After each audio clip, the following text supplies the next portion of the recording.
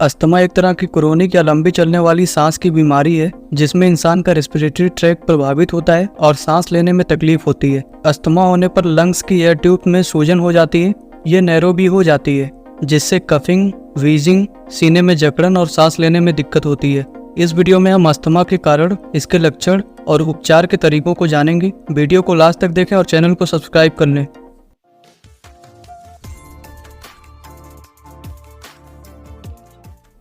सबसे पहले अगर अस्थमा के लक्षणों की बात करें तो इसके कुछ मुख्य सिम्टम्स होते हैं जो आपको दिखाई दे सकते हैं। जैसे अस्थमा होने पर जब आप सांस लेते या छोड़ते हैं तो आपको सांस की नली में घरघराहट की आवाज आती है जिसे व्हीजिंग बोलते हैं। अस्थमा के पेशेंट में सांस फूलना और लंबी सांस लेने में तकलीफ जैसी समस्याएं भी देखने को मिलती हैं। अगर आपके सीने में दबाव या भारीपन महसूस होता है तो यह भी अस्थमा का लक्षण हो सकता है। सुबह के समय या शाम में खांसी आना भी अस्थमा का शुरुआती लक्षण होता है। इन सब के अलावा चक्कर आना, थकान महसूस होना और हाथ पैर ठंडे पड़ने जैसे सिम्टम्स दिखाई दे सकते हैं। अस्थमा के कारणों की बात करें तो इसके कई कारण हो सकते हैं, जैसे एलर्जीज अस्थमा के सबसे प्रमुख काजेज में से एक होते हैं। कुछ एलर्जेंस जैसे धूल, पॉलन ग्रेन्स अस्थमा का कारण हो सकते हैं। कुछ एनवायरमेंटल फैक्टर्स जैसे पॉल्यूशन और खराब हवा के संपर्क में आना भी अस्थमा को बढ़ा सकता है। रेस्पिरेटरी इन्फेक्शन जैसे वायरल या बैक्टीरियल इन्फेक्शन रेस्पिरेटरी एयरवेज को अफेक्ट कर सकते हैं। ऑक्यूपेशनल फैक्टर्स यानी कुछ व्यवसाय या जहां पर विशेष तरह के धूल या केमिकल होते हैं उनके कांटेक्ट में आने से भी आपको अस्थमा हो सकता है। इन सब के अलावा genetic factors, tobacco smoking, active या पैसिव स्मोक यानी खुद स्मोकिंग करना या किसी दूसरे का धुआं भी आपके अस्थमा का कारण हो सकता है।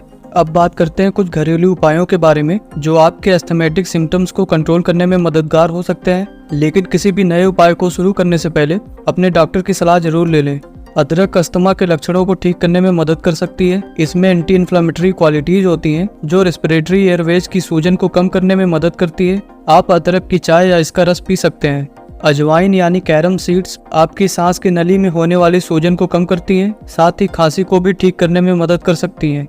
और सबसे जरूरी, अपने आसपास साफ सफाई रखें, पॉल्यूशन और धूल से बचें। हल्के मास्क का भी इस्तेमाल कर सकते हैं। अस्थमा को ठीक करने में दवाओं की महत्वपूर्ण भूमिका होती है। कुछ दवाओं की बात करें तो सीतोप्लादी एक आयुर्वेदिक दवा है जिसका पाउडर रेस्पिरेटरी डिसऑर्डर जैसे अस्थमा, ब्रोंकाइटिस और वायरल रेस्पिरेटरी इन्फेक्शंस को ठीक करने में मददगार हो सकता है। जूफा खुश्क एक यूनानी हर्ब है जो अस्थमा के लक्षणों को कम करने में मदद करती है। आप इसे शहद के साथ ले सकते हैं। इन सब के अलावा मॉडर्न मेडिसिन में अस्थमा के इलाज के लिए डॉक्टर्स आपको अल्ब्यूटेरॉल और स्टेरॉइडल जैसे फ्लूटिकैसन, ब्यूडिसनाइड इनहेलर्स प्रिस्क्राइब कर सकते हैं। इसके अलावा कुछ दवाइयाँ जैसे ब्रांकोडायलेटर्स भी दे सकते हैं और अगर अस्थमा का कारण कोई बैक्टीरियल इन्फेक्शन है तो एंटीबायोटिक्स भी दे सकते हैं। अस्थमा के गंभीर लक्षण दिखाई देने पर तुरंत अपने डॉक्टर से मिले, नहीं तो यह जानलेवा भी हो सकता है। वीडियो में बताई गई किसी भी दवा का इस्तेमाल करने से पहले अपने डॉक्टर से सलाह जरूर ले लें। इस वीडियो में इतना ही। उम्मीद है कि वीडियो में बताई गई सारी बातें आप समझ गए होंगे। वीडियो अच्छी लगी हो तो लाइक करें, अपने दोस्तों को शेयर करें। मिलते हैं अगली वीडियो में सेहत से जुड़ी किसी और इम्पोर्टेंट टॉपिक के साथ। तब तक के लिए गुड बाय।